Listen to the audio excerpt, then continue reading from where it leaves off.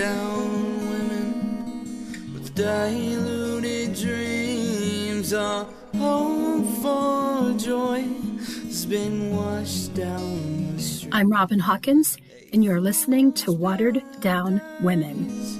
Hoping to be free, found a new home in the cemetery. When most people think about tragic romances, Romeo and Juliet are usually the first pair who come to mind. For never was a story of more woe than this of Juliet and her Romeo. This line from Act 5, Scene 3 of one of Shakespeare's most memorable works is often quoted to depict a tragedy sadder than all others.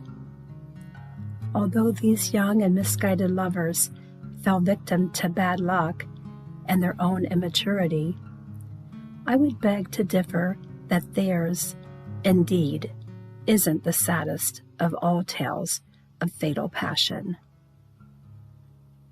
Throughout history, countless individuals have mistaken affection, ecstasy, and lust for love. When our victim Kathy met Sonny, a social movement known as free love was sweeping across the nation.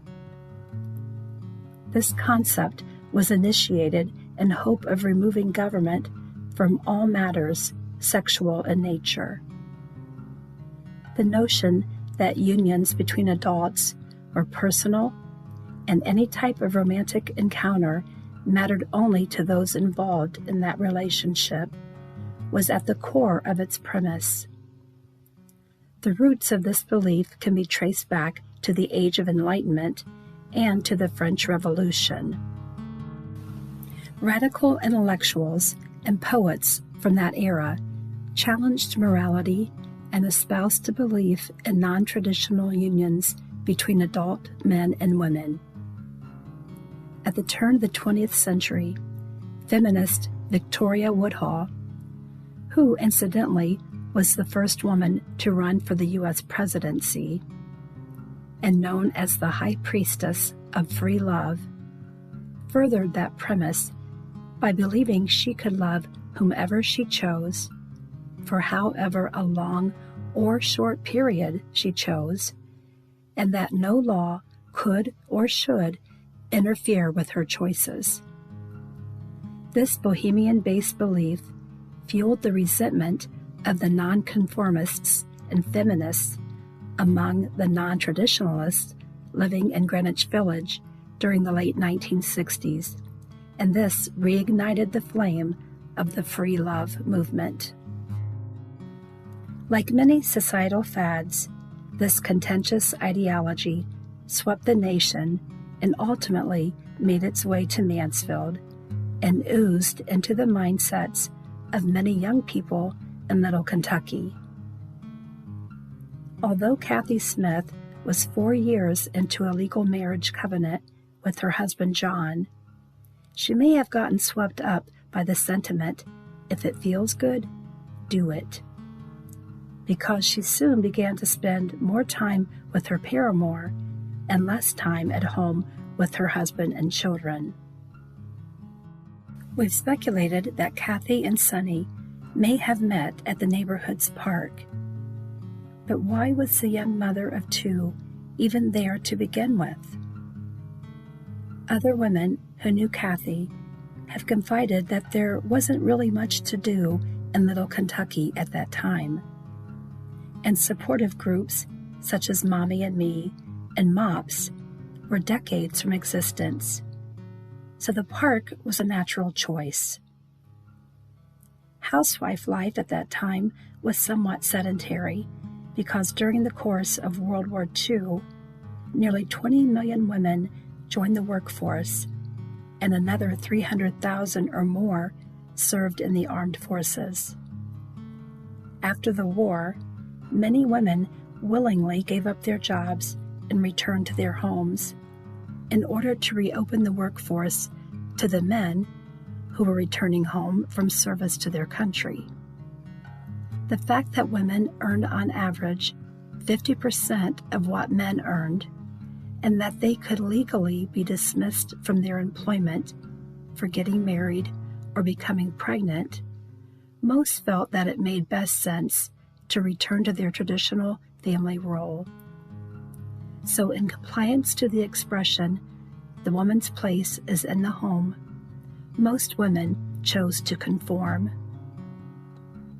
I remember my own mother, along with her 5 nearby sisters, several local aunts and cousins, who would while away the hours visiting each other's houses, drinking coffee, smoking cigarettes, and sharing neighborhood gossip, while the menfolk would be working their jobs in the local factories.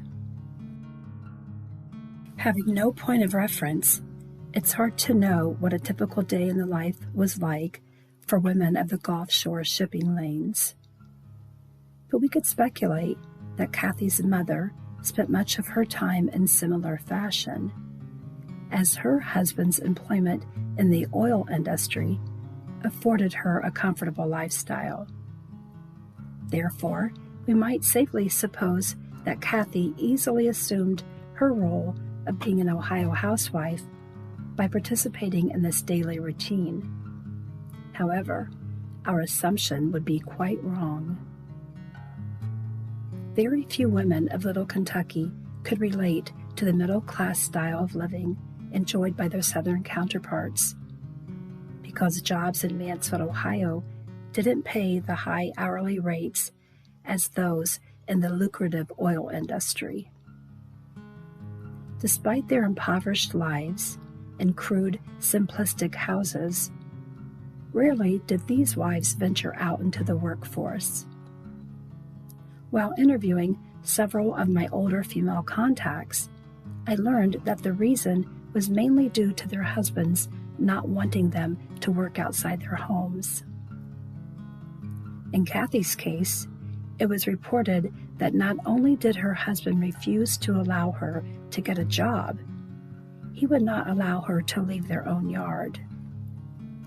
A male next-door neighbor of the Smiths said that if Kathy would even walk close to the road or toward the edge of their yard, her husband would say, "Kathy, that's far enough."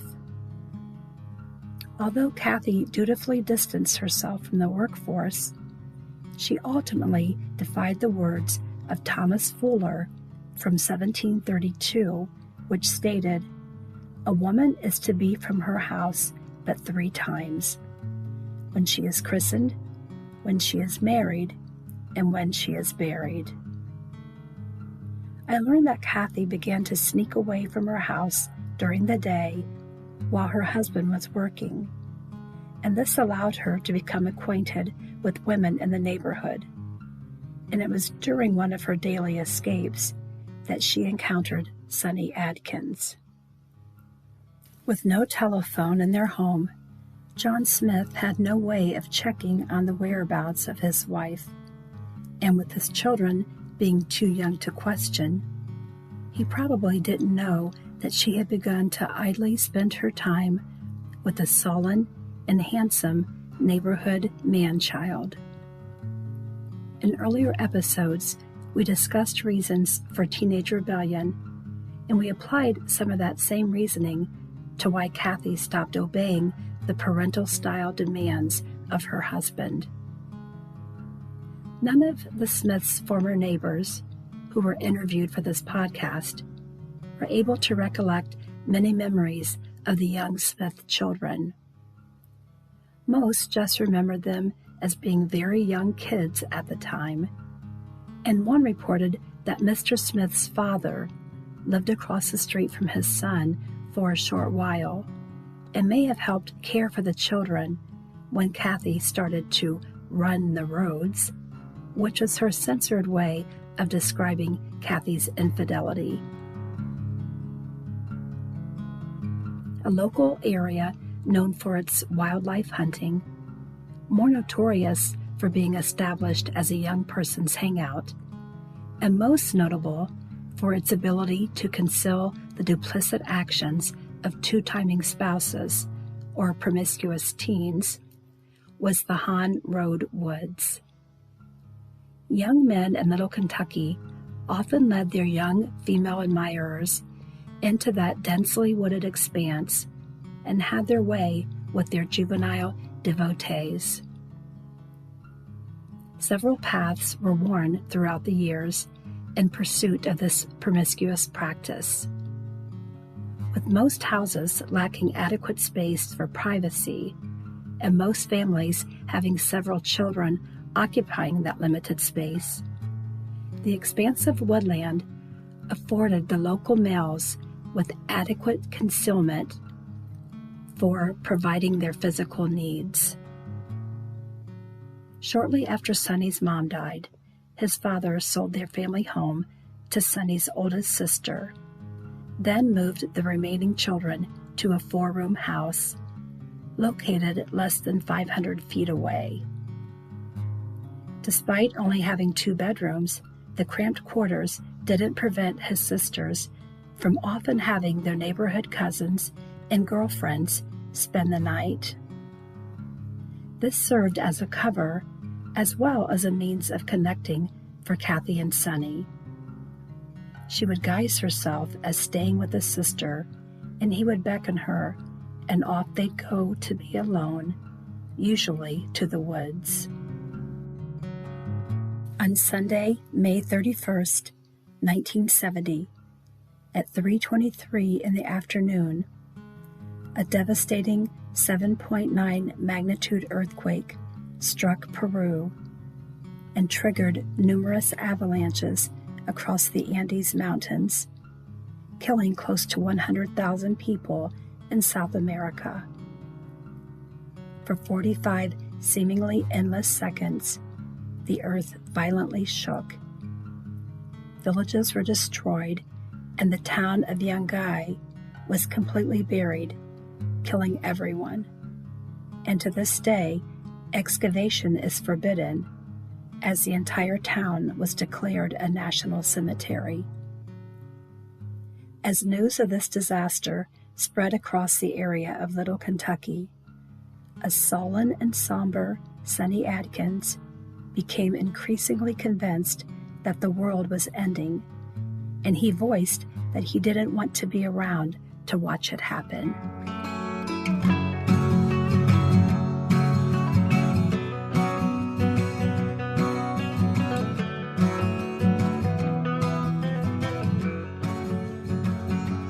All my life is a funeral, paint a perfect picture for a view to show that I'm gonna leave here tonight. The darkened skies will get the best of me. Thunder and singing the similarities. I pray there's a world far, far above. Throughout that week, Sonny's demeanor grew increasingly bleak, and Kathy's attitude became progressively detached, especially from her immediate family.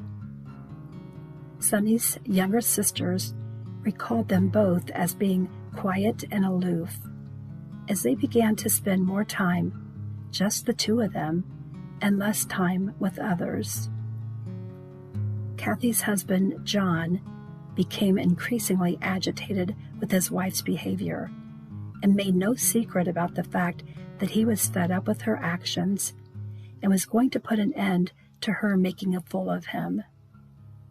He frequently drove up and down the streets around Hannah Road, looking for his wife and her new flame.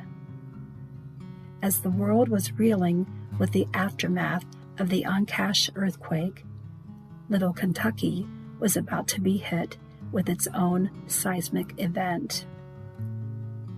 On Wednesday, June 3rd, 1970, Sonny Adkins spent the day visiting his many sisters and brothers and congratulating 3 of his nieces who had passed on to the 3rd grade.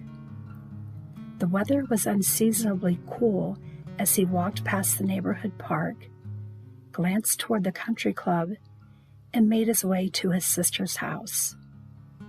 Later in the evening, he asked a favor of that same sister. Meanwhile, Kathy returned to her home, spent time with her young children, and went to her closet to find something to wear. Watered down women with diluted dreams, our hope for joy has been washed down the stream. Grab a shovel and join me each Monday as we dig a little deeper and uncover the tragedies of watered down women.